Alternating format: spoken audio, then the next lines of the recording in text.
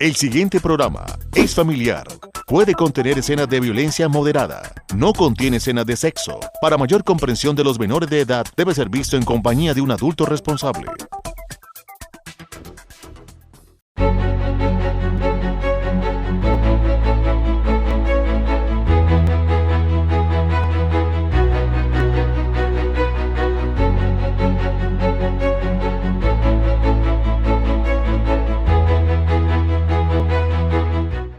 Historiadores de la historia. Este es el tercero y último programa destinado a desarrollar mínimamente el proceso de la historia de la democracia.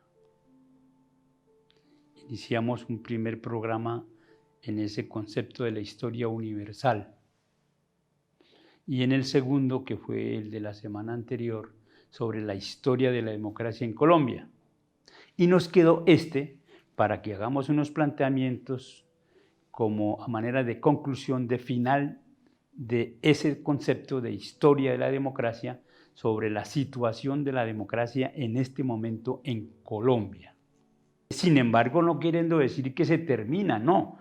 La construcción de democracia es un proceso que seguirá por siempre porque hay que mejorar siempre las relaciones interpersonales, la paz, la democracia, la igualdad, elevar el nivel de vida de mis ciudadanos sería lo que diría un gran presidente en Colombia, que lo hiciera realmente, un gobierno nacional, departamental y o municipal. Entonces, hoy queremos como cerrar ese concepto para complementar lo que soporta un poco esta idea. Digamos que en la historia de Colombia, en este momento, comienzos del siglo XXI, las autoridades aborígenes en Colombia, basados en un concepto constitucional que les permite hacerlo, ellos están pidiendo aplicar justicia bajo sus criterios propios que por siempre han mantenido en su proceder legal, de justicia, de equidad. ¿A qué me estoy refiriendo?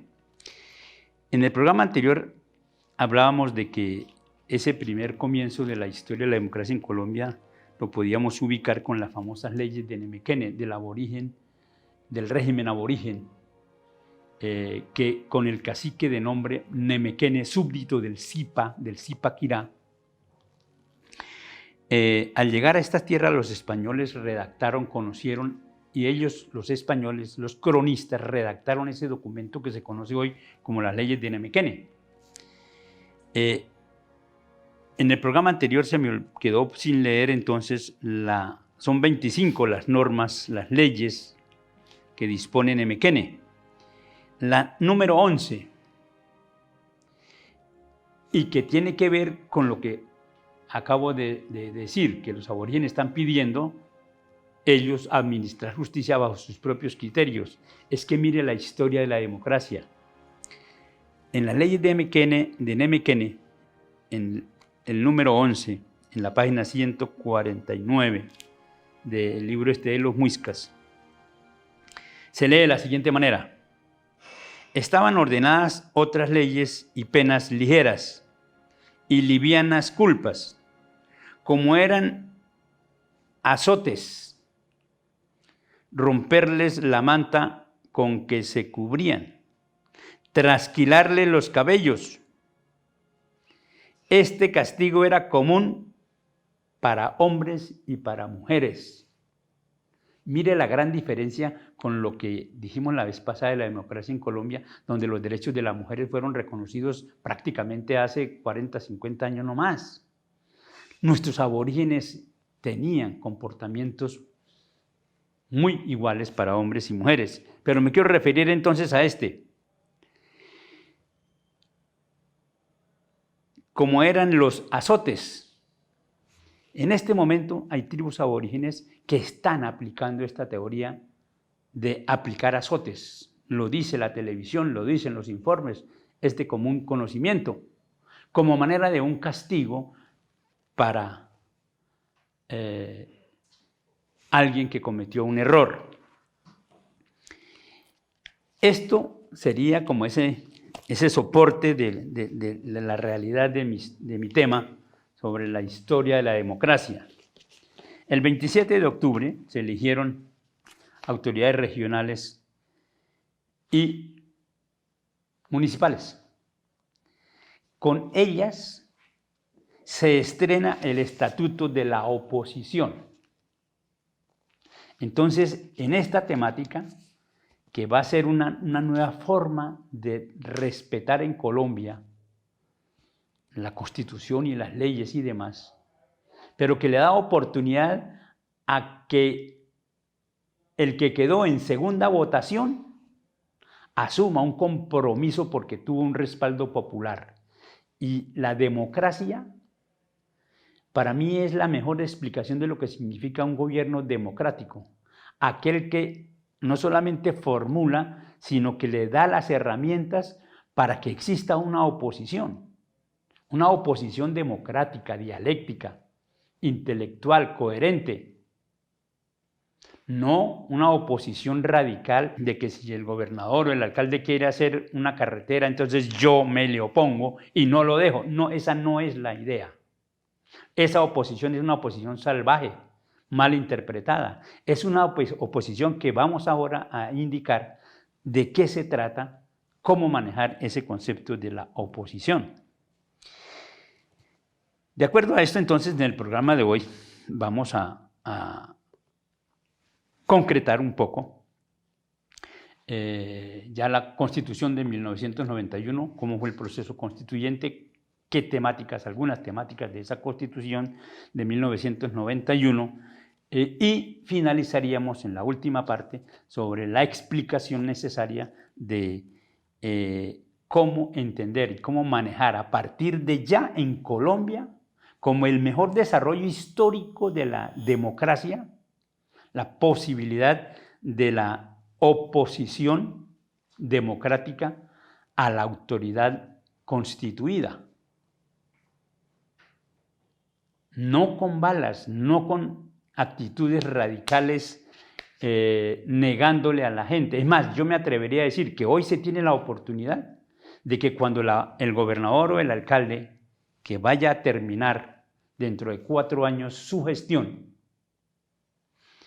la responsabilidad del éxito o del fracaso de su administración en beneficio del pueblo colombiano es tan responsable el que estaba mandando como el que quedó en la oposición en segundo renglón. Porque él, durante ese proceso de administración, le da a la democracia la oportunidad de coadyuvar, de decir, de mejorar, de criticar, etcétera, etcétera, para que el proceso administrativo del gobierno sea exitoso. Entonces vamos a iniciar nuestro programa con un planteamiento muy general de la historia de la constituyente, porque la Constitución de 1991, lo dijimos en el programa anterior, terminó la más antigua constitución que ha habido en Colombia, que duró 105 años, la Constitución de 1886. Duró hasta el 4 de julio de 1991, cuando se promulgó la nueva Constitución. Con esta nueva Constitución, entonces, es que permite muchos cambios en Colombia y que se actualiza y que es una Constitución muy joven, aún en Colombia. Voy a tratar un poquito la temática de la historia de la constituyente para la Constitución de 1991. Es decir, cómo surge la idea en Colombia, cómo se consolida la idea en Colombia de cambiar la Constitución porque ya era obsoleta, porque no permitía muchos procedimientos y no hacía fácil la aplicación de justicia y los procesos de la rama legislativa, ejecutiva y judicial. Ya era un obstáculo esa Constitución tan vieja de más de 100 años. A ello se debía entonces que el en comienzo de la década de 1990, para 1990 y un poquito antes, el país se había sumido en una crisis terrible en las tres ramas del poder público. Había muchos crímenes, muchas situaciones difíciles. Se había hecho la toma de la embajada de la República Dominicana por un grupo guerrillero que operaba en ese momento, y que eso como que agudizó una serie de circunstancias y permitió que se visualizara una posibilidad. A eso se le dice que la Constitución de 1886 ya estaba en una crisis definitiva y que había que cambiarla. ¿Quiénes fueron los primeros que se advierten de esto? Tenemos que resaltarlo desde ya. Fueron los estudiantes universitarios en Colombia, los que desde un primer momento advirtieron la importancia de cambiar la Constitución. Y para eso se idearon el concepto de lo que se conoce hoy como la votación de la séptima papeleta, dirigida y orientada por el movimiento estudiantil. Coincidió que para el 27 de marzo de 1990 había una elección en Colombia. Y entonces se incluyó la séptima papeleta, donde se le preguntaba al pueblo colombiano si querían sí o no cambiar la Constitución. Y a fe que el resultado de esa votación fue de que había que cambiarla. Y esta es una decisión bastante reciente, pues 1990 no son muchos los años anteriores.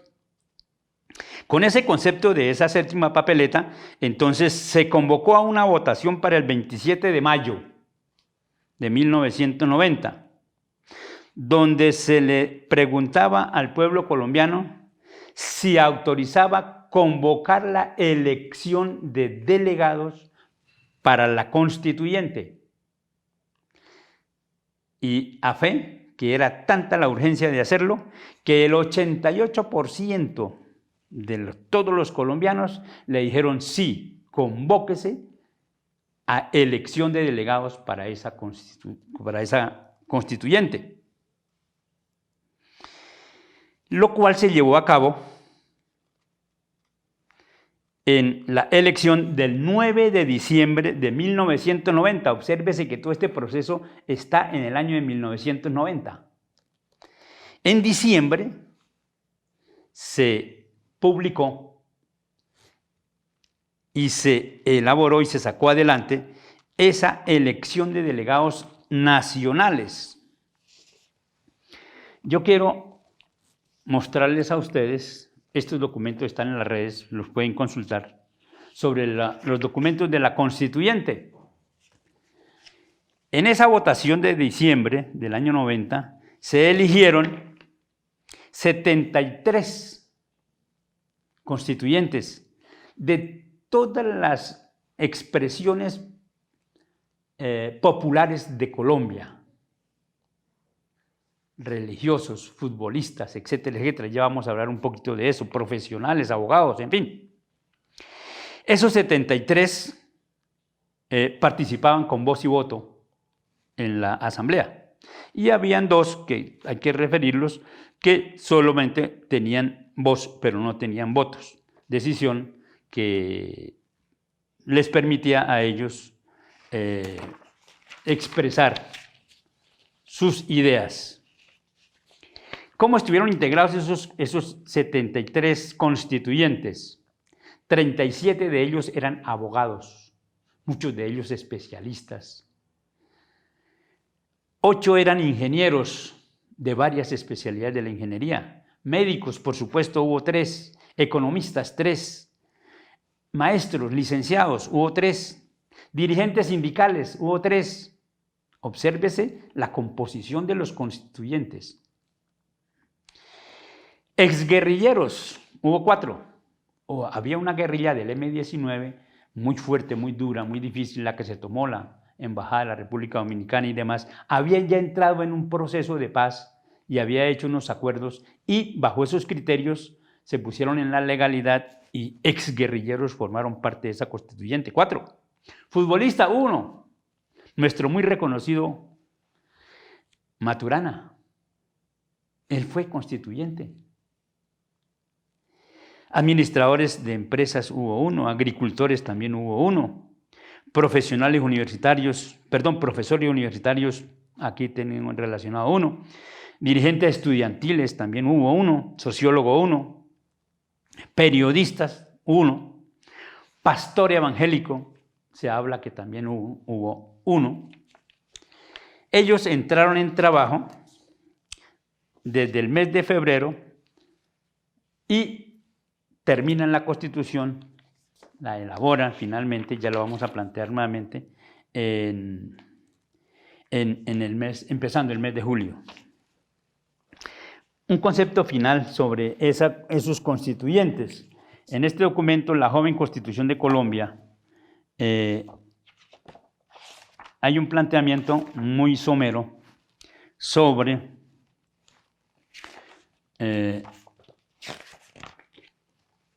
esta temática que estamos hablando de la constituyente. En la página número 5, la joven Constitución de Colombia, dice así: la elección de la constituyente se hizo en forma democrática, amplia, en circunscripción nacional, que permitió la organización de sectores tradicionalmente excluidos. El liberalismo perdió sus mayorías y tuvo que conformarse con ser la mayor minoría. Surgieron nuevos movimientos políticos como Acción Democrática, M19, la guerrilla que se había ya pacificado, el Movimiento de Salvación Nacional, y tuvieron representación negritudes, indígenas, cristianos, jóvenes, colectividades sociales, distantes unos de otros, agudos contradictores, enemigos en algunos casos, secuestradores y secuestrados. Álvaro Gómez Hurtado había sido secuestrado por una guerrilla, con intereses divergentes y contrapuestos. Poco se esperaba de esa circunstancia. Finaliza de esta manera: había que organizar el funcionamiento de la Asamblea y era preciso elegir una directiva. El Partido Liberal reclamó la presencia y para impedirlo se unieron Antonio Navarro y Álvaro Gómez Hurtado, y casi todas las minorías quienes hubieran podido elegir entre ellos. Pero se impuso la idea de conformar una dirección plural, la que a muchos les pareció una locura, pero funcionó. ¿Cuál fue esa dirección tripartita? La de Álvaro Gómez Hurtado, del Partido Conservador, la de Horacio Serpa, del Partido Liberal, y la de Antonio Navarro Wolf, del Movimiento Democrático M19, la antigua guerrilla M19. Esos tres fueron los presidentes que manejaron la elaboración de la constituyente. Para el 4 de julio, el momento más solemne, hay una foto aquí que nombra entonces, en la mesa directiva estaba Antonio Navarro, estaba Ana Milena Muñoz, la esposa de César Gaviria, Horacio Serpa y Álvaro Gómez Hurtado. Estas 5 personas presidieron el acto de promulgar la nueva Constitución de 1991, el 4 de julio. Veamos a continuación entonces un poco el proceso de nuestra Constitución.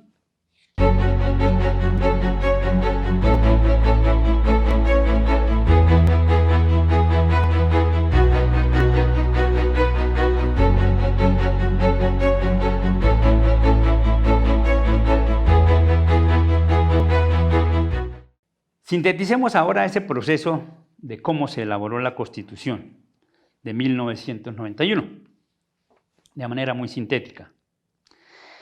La constituyente funcionó entre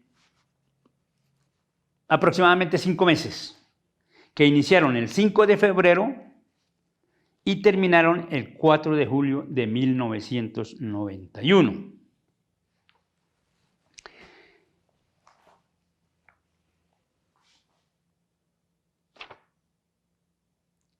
Este proceso tuvieron la oportunidad de hacer los planteamientos, las contradicciones y llegaron a consensos de aprobación artículo por artículo.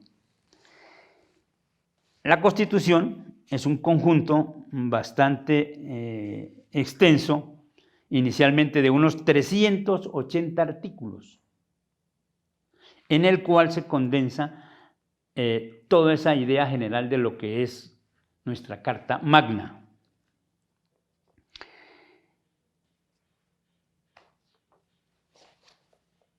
Son tanto las cosas que maneja allí nuestra Constitución, porque la Carta Magna es como la gran cobija que arropa todos los derechos, los deberes, todas las circunstancias de tipo social, económico, político, religioso, educativo, etcétera, que debe ser igual para quienes están dentro de los límites territoriales donde se impone una constitución y se forma una república. En este caso nuestro, decíamos que la Constitución se elaboró en ese largo tiempo de 5 meses aproximadamente, en el cual se llegó al artículo 380, o sea, el último, que lo voy a leer. Dice, artículo 380, queda derogada la Constitución hasta ahora vigente, la de 1886. Repito, queda derogada la Constitución hasta ahora vigente con todas sus reformas. Esta Constitución rige a partir de su promulgación. Qué bien, este documento es un poco importante, pues fue tal vez la primera edición formal que hizo la Presidencia de la República en el año 91 y que entregó a los colombianos. Esta Constitución, ya lo dije, recoge todos los aspectos, solamente me voy a referir a unos 2 o 3 cositas. Primera, el artículo 2, ¿cuáles son los fines sociales que tiene el Estado colombiano a nivel nacional, departamental y municipal? Habla de 5. Primero, servir a la comunidad. Ojo con la corrupción, ojo con los programas que no son buenos, que no son justos, que no son equitativos, que no corresponden a elevar el nivel de vida de todos los ciudadanos. Segundo, promover la prosperidad general. Ese es uno de las labores que se debe hacer a nivel municipal, departamental o nacional. La prosperidad general. Tercera, garantizar la efectividad de los principios, derechos y deberes consagrados en la Constitución. Cuarto, facilitar la participación de todos en las decisiones que los afectan en la vida económico, político, administrativa y cultural de la nación, del departamento y del país, digo yo. Este punto es supremamente importante, permitir la participación. Ahí es donde la oposición, sanamente entendida, va a servir como un proceso máximo de desarrollo de la democracia en Colombia. Y la última dice, como fines sociales del Estado, defender la independencia nacional, mantener la integridad territorial y asegurar la convivencia pacífica y la vigencia de un orden justo. La convivencia pacífica. No nos matemos más con balas, lo dijimos en el programa anterior. En el título 2, es muy extenso, habla sobre los derechos y garantías y deberes. Voy a resumir de esta manera. 83 artículos de este capítulo 1 del título 2 son todos sobre derechos. Lo que son mis derechos y por supuesto lo que son los derechos del que está al lado mío, de todos los colombianos. 83 artículos que hablan y unos amplían más los conceptos sobre derechos, Por supuesto que es una constitución democrática enorme, inmensa, que hay que desarrollarla. Y solo un artículo habla sobre los deberes. No pueden haber derechos sin deberes. Es un concepto pedagógico que desde tempranas edades se le enseña en el proceso educativo e incluso hasta las universidades y los posgrados y doctorados y demás. No puede haber derechos sin deberes. Si usted no cumple mínimamente sus deberes, no puede exigir derechos. Toca cumplir deberes y ellos les dan la oportunidad de exigir sus derechos.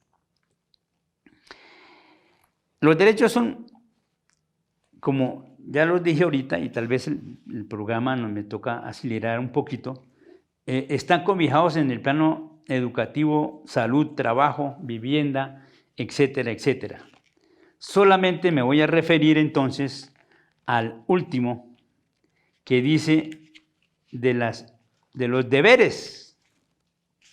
Y ese lo voy a leer un poquito. Si son 83 y solamente hay uno de deberes, leámoslo formalmente. Dice, la calidad de ser colombiano enaltece a todos los miembros de la comunidad nacional. Todos están en el deber de engrandecerla, dignificarla. Toda persona está obligada a cumplir la Constitución y las leyes. Son deberes de la persona y del ciudadano. 1. Respetar los derechos ajenos y no abusar de los propios. La paz es el respeto por el derecho ajeno. Si yo no respeto lo mismo que tiene derecho mi vecino, el que está al lado mío, ¿cómo puedo yo exigir derechos? Respetar los derechos es la garantía de la paz. Obrar conforme al principio de solidaridad social. Es como inhumano no hacerlo.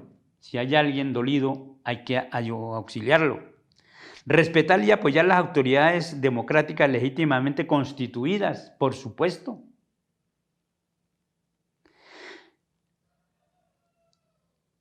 Defender y difundir los derechos humanos como fundamento de la convivencia pacífica. Participar en la vida política, cívica y comunitaria del país. Aquí es donde cabe entonces el avance tan enorme de la democracia en Colombia cuando se estableció el derecho a la oposición. Participar en la vida política, cívica y comunitaria del país, claro, sin violencia, sin armas, con dialéctica, con democracia. 6. Propender el logro y mantenimiento de la paz.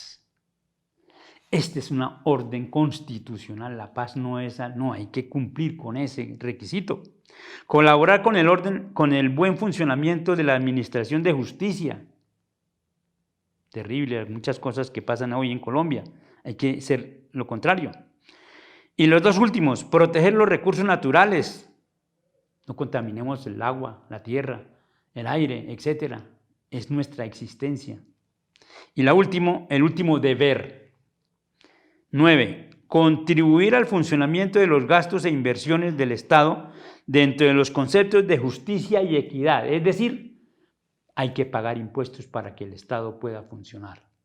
Impuestos nacionales, por supuesto, departamentales, municipales, por supuesto, lejos de la corrupción tan terrible que existe. Si eso se aplicara justamente, tal vez sería mejor el progreso de este país y la estabilidad. De esta manera, entonces, dejamos muy puntualmente lo pertinente a la forma como vemos que se elaboró esa Constitución. Invitarlos a que la lean, a que la hagamos efectiva. Pasemos a la tercera parte, ya para lo del programa de hoy. ¿Cómo eran las elecciones democráticas antes de 1986? Es decir, en 1986 hubo un corte en Colombia. Antes solamente se elegía en la rama legislativa y la rama judicial. En la rama ejecutiva se elegía el presidente y él designaba y nombraba cada uno de los gobernadores, intendentes o comisarios. ¿A qué me refiero? Antes de la Constitución del 91 había en el orden nacional la división territorial eran departamentos, intendencias y comisarías. Los departamentos eran la gran mayoría, las intendencias eran aquellas de los llanos orientales, de la Amazonía, inclusive San Andrés y Providencia. Y entonces allí también el que administraba se llamaba intendente o comisario. Eran nombrados por el presidente, no eran elegidos. En la rama legislativa en Colombia se aplicó desde siempre que la rama legislativa es bicameral al estilo de la rama legislativa inglesa. O sea, la Cámara Alta, la de los Lores allá en Inglaterra, aquí la llamamos los senadores, y la Cámara Baja, aquí la llamamos la Cámara de Representantes. Entonces, el Senado, antes de 1980 y hasta nuestros días todavía sigue, el Senado era de elección de circunscripción nacional. En todo el país se votaba para senadores, mientras que para representantes a la Cámara era por circunscripciones departamentales. Bajo este criterio, entonces, veamos en el último parte, ¿cuál fue el proceso democrático para la elección de autoridades regionales? Veámoslo a continuación.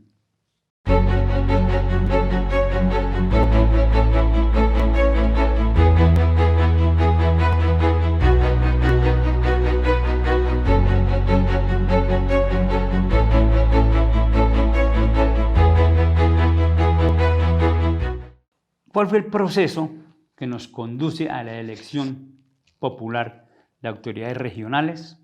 Vamos a analizar 4 momentos específicamente.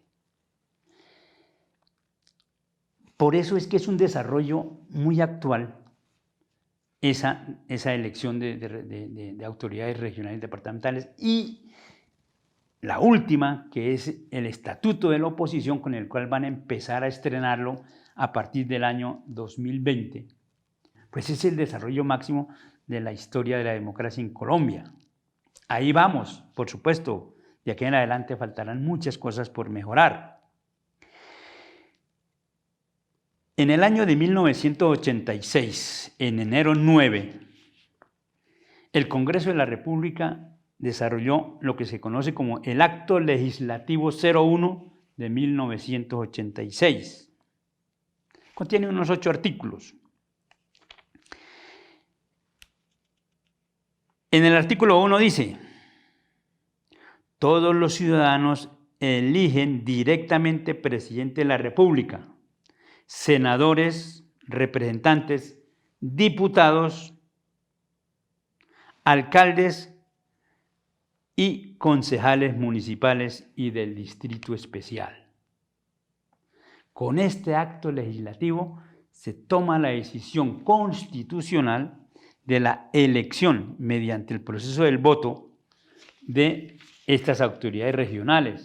Qué bueno que le pregunten a los santandereanos quién quiere ser su gobernador, y la democracia permite que cada quien exponga ideas y que convenza mejor, etcétera. Ojalá que sin mentiras, ojalá sin corrupción, etcétera, sino lo más puro y limpio posible.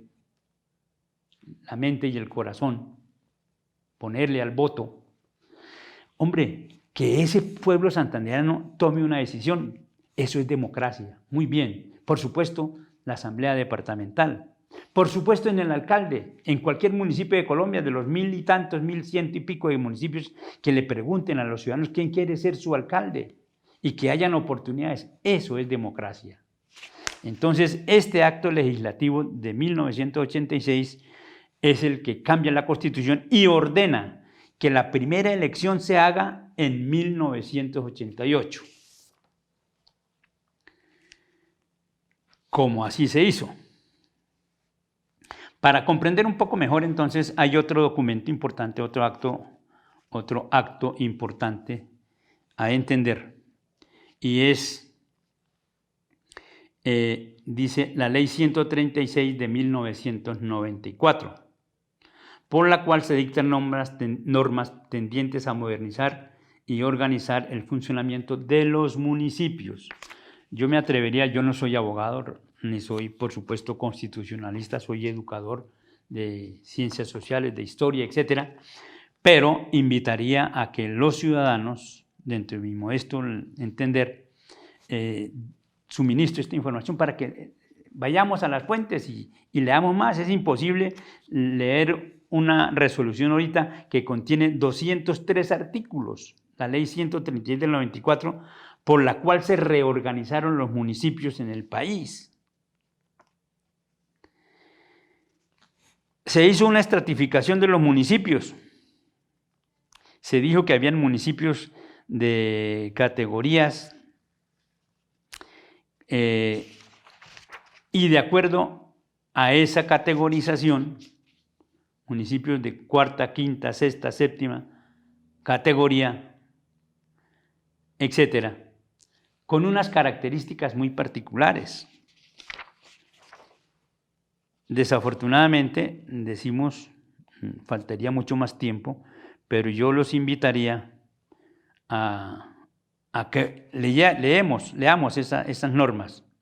En el artículo 6, esta resolución dice: los municipios en Colombia se clasificarán atendiendo a su población y sus recursos fiscales como indicadores de sus condiciones socioeconómicas. Así, categoría especial, todos aquellos municipios que tengan de 500.001 habitantes en adelante. Pienso que Santa Fe de Bogotá y Bucaramanga, en fin. Primera categoría, esa es la categoría. Primera categoría, todos aquellos municipios que pasen de 100.001 habitantes.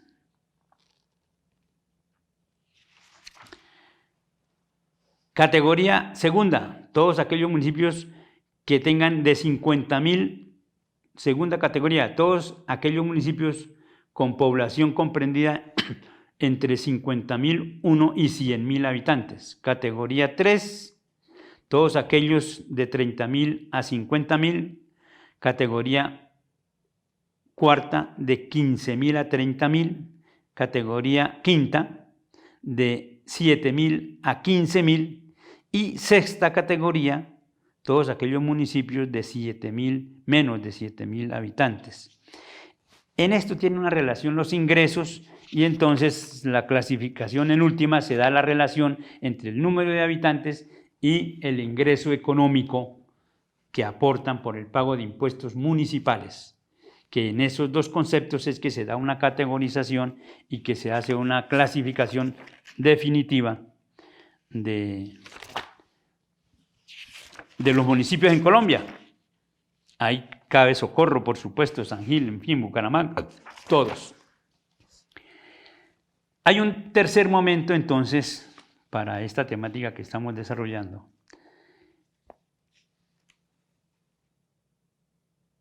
El 9 de julio de 1918, el Congreso de la República sacó la Ley 1909, por medio de la cual se adopta el Estatuto de la Oposición Política y algunos derechos y deberes de las organizaciones políticas independientes. Mire el desarrollo. A ver, los regímenes dictatoriales, los regímenes fascistas, los regímenes monárquicos, los regímenes etcétera, etcétera, no permitían que nadie estuviese para indicarles o decirles algo en oposición, porque por órdenes de armas y demás, ellos eran los únicos que podían tomar decisiones y decir y hacer.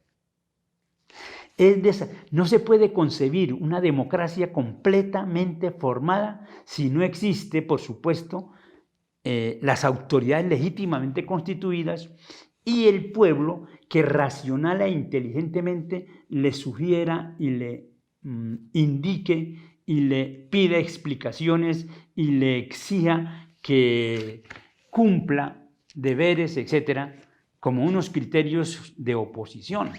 Es, en últimas, lo que aquí se da. Voy a leer algo con ese sentido. El objeto de esta ley. La presente ley estatutaria establece el marco general para el ejercicio de la protección especial del derecho a la oposición de las organizaciones políticas. Esto es constitucional. En la Constitución, vamos a ver ahora si alcanzamos a leer que eso es constitucional. En la Constitución ya estaba, del 91 ya estaba el derecho a la oposición.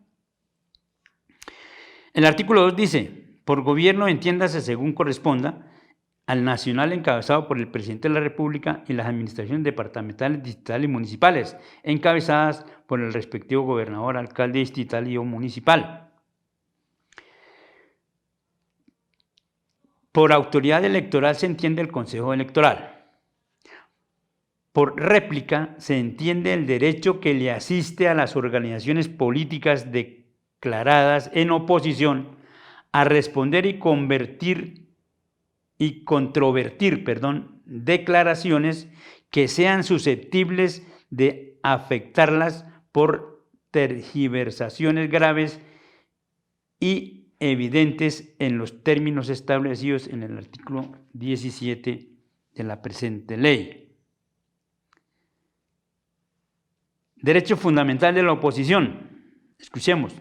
De conformidad con los artículos estatal de la Constitución Política, la oposición es un derecho fundamental autónomo que goza de especial protección por el Estado y las autoridades públicas.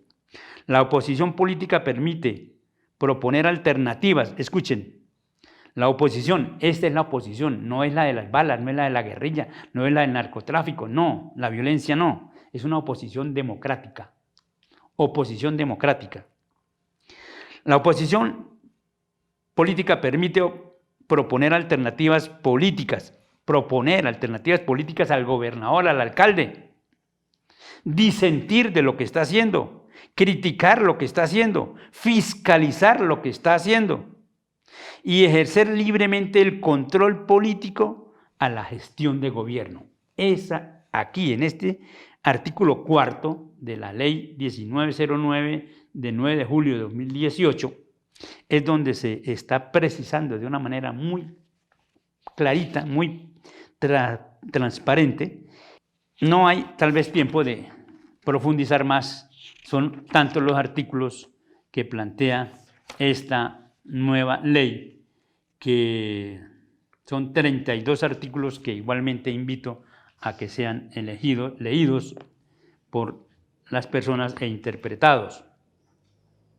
Finalicemos que esta es la última parte de la resolución 3941 de 2019 del 13 de agosto, emanada del Consejo Electoral, que es el que cambia definitivamente la estructura. ¿Por qué? Ordena con esta resolución que quien ocupe la segunda votación tiene la alternativa, son tres alternativas: de declararse en oposición a quien ganó, a quien alcalde, por ejemplo, en oposición, o independiente, o en amigo.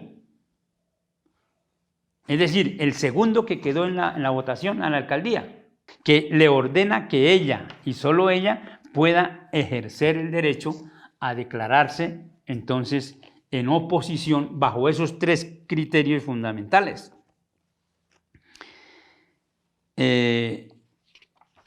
Igual a nivel del departamento, el que quedó en segunda votación de gobernación puede posesionarse, completo la idea, en el municipio. Quien quedó en segunda votación en el municipio puede ir al consejo municipal y ser concejal.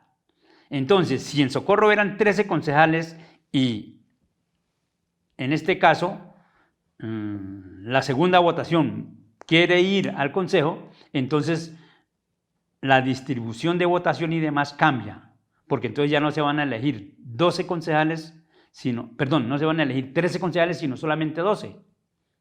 Cambian los rangos de votación, porque el segundo va al consejo, entonces de los 13 va uno y entonces quedan 12. Igual en la asamblea departamental, el segundo que quedó en votación en el departamento va a la asamblea, se posesiona como diputado y entonces el número de diputados, que si eran 19, entonces ya no van a ser 19, sino van a ser 18. Y eso cambiaría la cotización y los números de votos para definir quiénes quedaron como diputados o como concejales respectivamente. Mire qué interesante cómo es la democracia, cómo estamos llegando a un punto de desarrollo de la democracia hoy en Colombia. Esto es democrático, por supuesto. Absolutamente democrático, que haya alguien ahí que pueda exigir. Es más, con esta resolución le da derechos a que tenga televisión. El que está en la oposición va a tener derecho a la televisión, a los medios de comunicación, a la radio, mejor dicho, a tener voz como la tiene igualmente quien en un momento determinado está ejerciendo las funciones de alcalde o de gobernador o de presidente de la República, porque esto va precisamente para esas instancias. Muy bien, de esta manera entonces vamos a pasar a la última parte. Ya hemos dado algunos criterios con la legislación que acabamos de leer ahora y entonces a partir de esta última parte del programa vamos a concretar un poco más formalmente en qué consiste ese estatuto de la oposición. Por supuesto, el gobernador va a tener en la asamblea departamental o una oposición democrática, o un amigo más, o un independiente, que ni bu le va, el que se declara independiente. El segundo puesto en estas elecciones tiene las tres opciones, repitámoslo definitivamente, o se declara independiente, que no le importa nada, o se declara amigo del alcalde que ganó o del gobernador que ganó, o se declara en la oposición, pero debe decirlo formalmente para que tenga los derechos que le da la ley a utilizar como manera de expresión democrática, manera de expresión democrática de la oposición. Veamos la última parte del programa.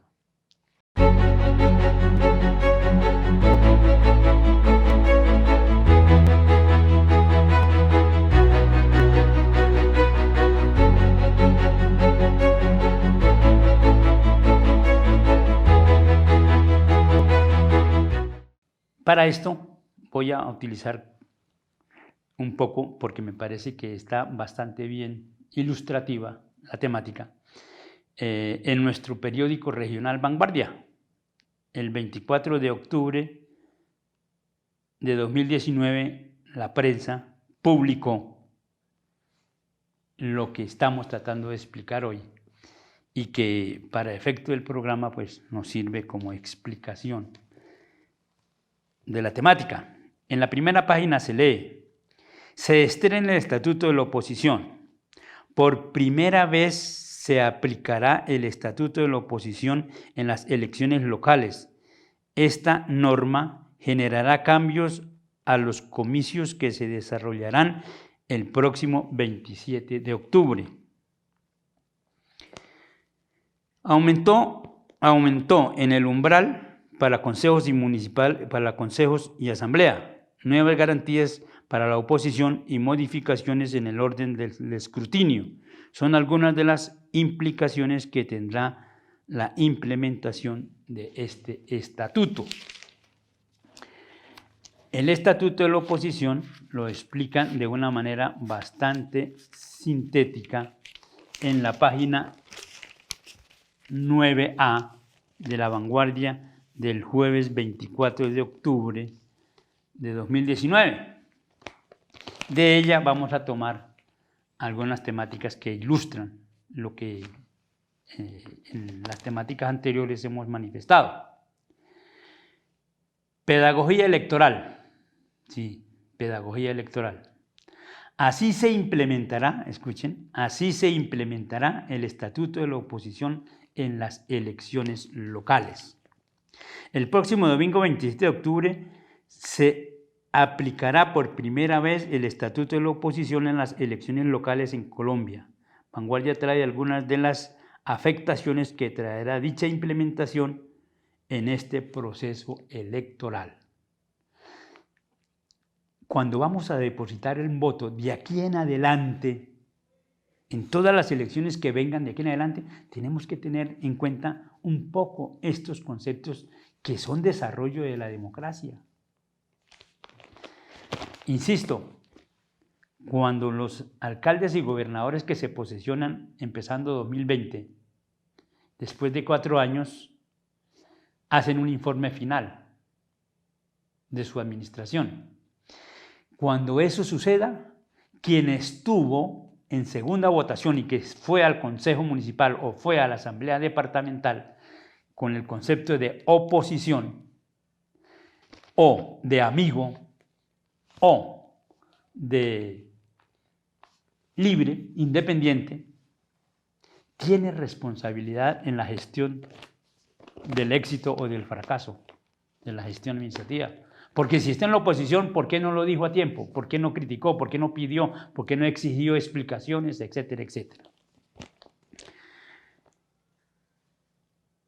En el 2018 se entró en vigencia el Estatuto de la Oposición, una ley que busca brindar garantías a las organizaciones políticas que se declaren en contradicción al gobierno nacional, departamental y municipal, de tal forma que el candidato que obtenga la segunda votación más alta en las elecciones de presidente, gobernador o alcaldía pueda ocupar una curul en el Congreso, Asamblea o Consejo.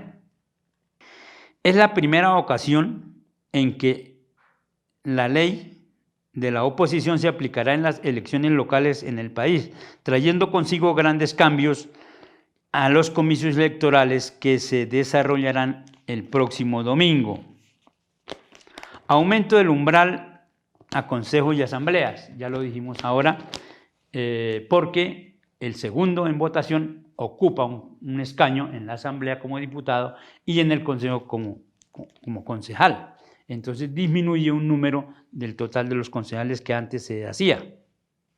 Una vez se conozca el resultado de las elecciones alcaldía y gobernación, quienes hayan obtenido la segunda votación más alta serán consultados por los comités escrutador para que en máximo 24 horas responda si desea ocupar una curul en el consejo o la asamblea respectivamente. Si el candidato que ocupó en segundo lugar acepta la curul, el consejo o alcaldía se reduce esa curul en esa corporación, por lo que se aumentará el umbral y generando que la lista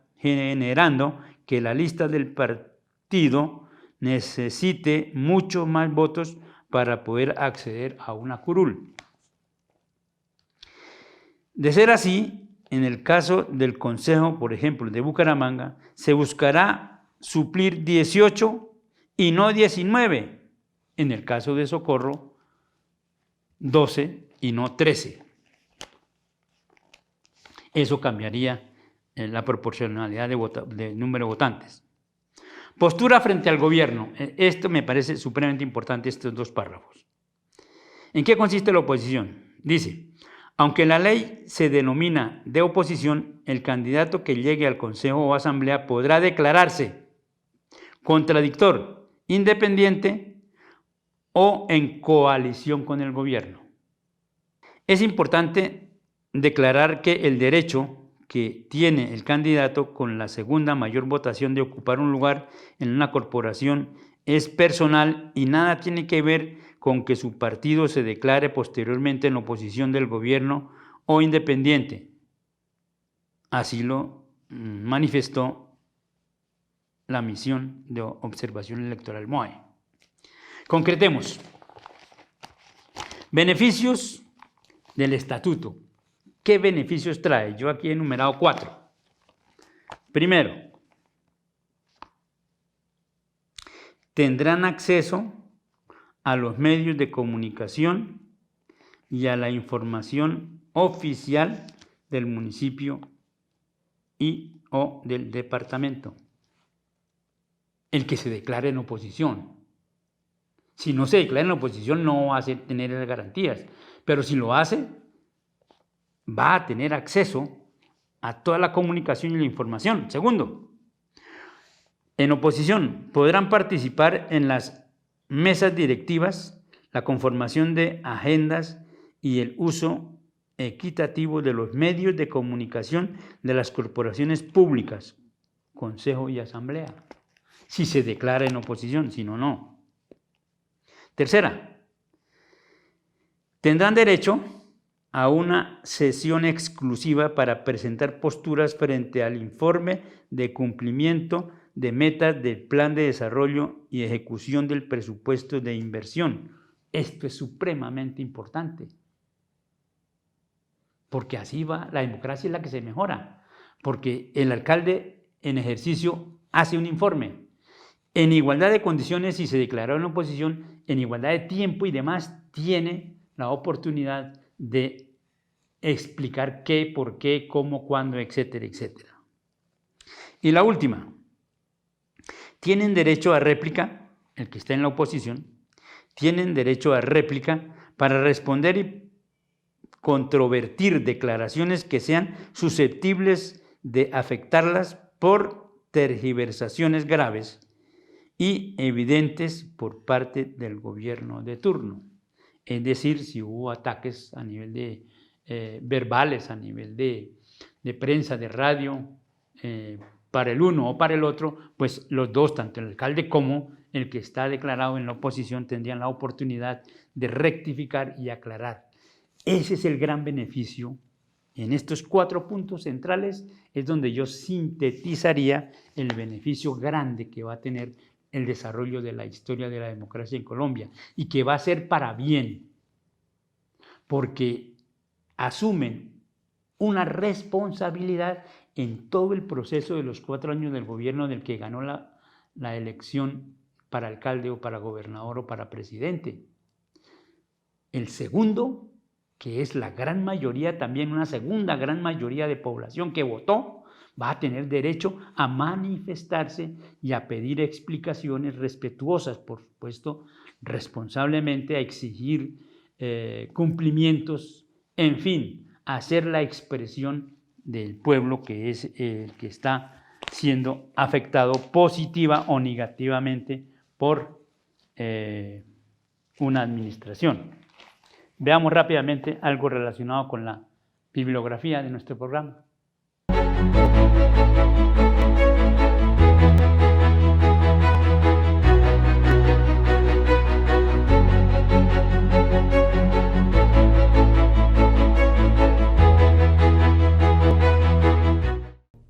Bibliografía.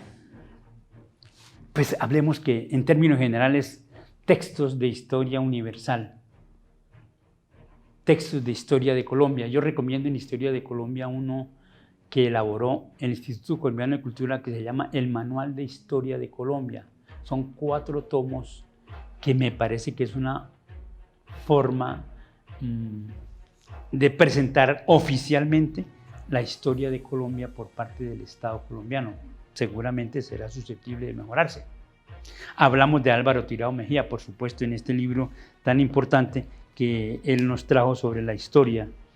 Por supuesto, de historias regionales aquí locales del municipio del Socorro. Ahí tenemos mucha documentación. Invitamos que en la Casa de la Cultura facilitan documentos sobre este aporte nuestro a la historia de la democracia en Colombia. Yo he hablado entonces de este libro sobre los muiscas porque me parece importante. Los muiscas de José Rosso Gauta, Fondo Editorial Suramérica, colección de historia. Por supuesto, la Constitución Política de Colombia de 1991. Es un deber del gobierno nacional, pienso departamental y municipal, promulgarla, darla a conocer, facilitarle este documento a los ciudadanos para que lo manejen. A manera de historia, yo les decía en un programa anterior que esta fue la Constitución que duró 105 años, que amerita de todas maneras para historia de la democracia y demás ser conocida. Constitución Política de Colombia de 1986, duró 105 años. Hay algunos documentos, todos los documentos que se hable de democracia son importantes que sean consultados por el común de las personas. entendamos de la mejor manera lo que significa el término democracia. Demoskratos, el gobierno del pueblo, para el pueblo, con el pueblo y por el pueblo. Demoskratos, democracia. Hay muchos documentos que hablan precisamente sobre esta temática de democracia. Este documento, este es un libro que igualmente se consigue aún, es muy actualizado, dice La Joven Constitución de Colombia, 1991-2011. Este documento fue editado por la Gobernación de Santander y pienso que es fácil de conseguir en muchas partes. Finalizo diciendo de la siguiente manera: la democracia sanamente entendida tiene tanta historia que tal vez el primer punto de esa partida, de ese comienzo histórico de democracia, fue lo que en la antigua Grecia, en el siglo VI a.C., se llamó la polémica Parménides-Heráclito. El uno planteaba que el cambio era una falacia y un invento de los sentidos, mientras que Heráclito planteaba todo lo contrario, que permanentemente hay un cambio, mejoramiento y transformación permanente. Es la historia del mundo, historia de la tierra, la historia de la vida. Nada permanece, ni es estable, ni es estático. La polémica Parménides-Heráclito. El uno, que el movimiento no existe, y el otro dice sí, permanentemente. Para entender esto, en los colegios se acostumbra a decir que no siempre va la misma agua pasando por debajo del puente. Siempre fluye. Siempre fluye. Esa es la explicación del por qué necesitamos mejorar la vida de los seres humanos. Entender que tenemos que nada es eterno, que nada es permanente y estable y eternamente quieto. No, la vida de los seres humanos, la vida en la tierra, la evolución, la democracia, etc., siempre es un proceso que es susceptible de mejorar, de cambiar. En eso elevaríamos el nivel de vida de nuestro pueblo colombiano. A partir del año entrante, 2020, la juventud de Colombia va a tener la oportunidad de mejorar aún más la democracia en Colombia. Recordemos, los derechos de las mujeres solamente fueron reconocidos para 1900, la primera votación se hizo en 1958, que tuvo oportunidad la mujer de votar. La mujer no tenía acceso a la educación, la mujer no tenía acceso a ningún puesto, cargo público. Fue un proceso muy lento que ya se explicó en la vez pasada.